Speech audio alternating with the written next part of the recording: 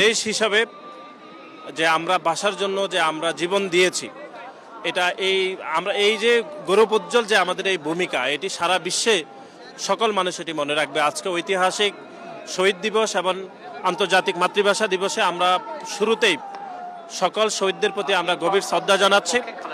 আজকে আমরা মনে করি যে এটা একটা ঐতিহাসিক মুহূর্ত। এজন্যই বলছি যে গত 17 বছর ধরে এক ধরনের পরিস্থিতি ছিল যে প্যাসিবাদ কায়েম ছিল, কিন্তু আজকের 2026 সালের 21শে ফেব্রুয়ারি আমি মনে করি এক ধরনের ভিন্ন একটি তাৎপর্য রয়েছে। আমরা একটা নতুন বাংলাদেশে রয়েছি, যেই নতুন বাংলাদেশে একটা গণতান্ত্রিক সরকার রূপ লাভ করেছে, যেখানে মানুষ তার ভোটাধিকারের মাধ্যমে তার জনগণের একটি সরকার পেয়েছে।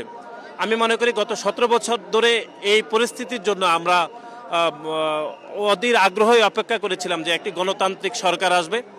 আমি মনে করি মহান মুক্তিযুদ্ধ, তারপরে ভাষা আন্দোলন, এগুলো আমাদেরকে এটি শেখায় যে আমরা জাতি হিসাবে কতটা গণতান্ত্রিক হতে পেরেছি।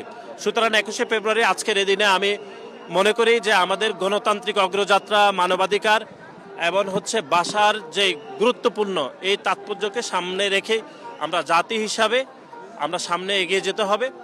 এবং আমি মনে করি সেই গণতান্ত্রিক অগ্রযাত্রায় যদি কেউ আমাদেরকে বাধাগ্রস্ত করে, তাহলে আমরা মনে করি সকল ভেদাভেদ ভুলে জাতি হিসাবে আমরা সেই যারা বাধাগ্রস্ত করতে চাইবে তাদের বিরুদ্ধে আমরা আপোষহীন সংগ্রাম করব। জাতি হিসাবে আমাদের যেরকম গৌরবোজ্জ্বল ভূমিকা রয়েছে যে আমরা শুধুমাত্র ভাষার জন্য একমাত্র জাতি হিসাবে আমরা আমাদের জীবন দিয়েছি, কিন্তু এটাকে সর্বক্ষেত্রে প্রয়োগ করার ক্ষেত্রে আমরা সকলেই ব্যর্থ হয়েছি।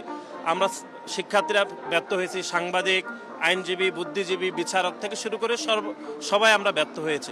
কিন্তু আমাদেরকে ওইটি নিশ্চিত করতে হবে যে যেই গৌরবোজ্জ্বল ভূমিকা আমাদের রয়েছে ভাষার জন্য জীবন দেওয়া, সেই ভাষাকে সর্বস্তরে প্রচলন যেন হয়, সেটার জন্য আমাদেরকে সকলকে ঐক্যবদ্ধভাবে কাজ করতে হবে। আমি মনে হয় ঐক্যবদ্ধভাবে কাজ করতে পারলে আমরা মনে হয় সে কাঙ্ক্ষিত রূপটি লাভ করতে পারবো। আমি আবারও মনে করি যে আমাদের 21-এর এই আজকের এই প্রহরে আমি মনে করি গণতান্ত্রিক অগ্রযাত্রা, মানবাধিকার এবং অসাম্প্রদায়িক চেতনাকে রেখেই আমরা সেই বাংলাদেশকে আমরা এগিয়ে নিয়ে যাব।